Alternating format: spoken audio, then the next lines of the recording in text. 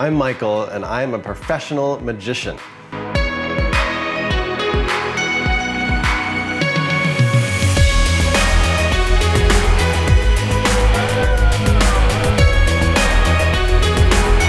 And I'm Oliver. And I'm a professional tour guide.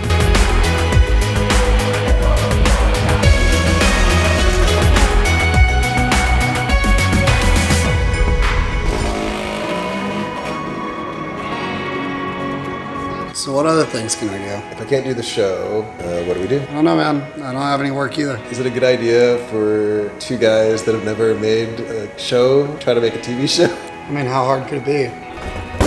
Shit. Yeah, you'll see it. So like, reverse. It's not clipping or anything. We'll just call this show Michael Needs a Haircut, the show. We think the best way to bring a culture home is through its food.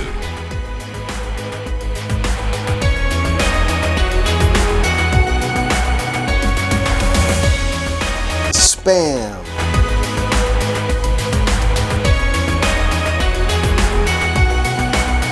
With a little science and a little silliness, let us show you the magic of cooking.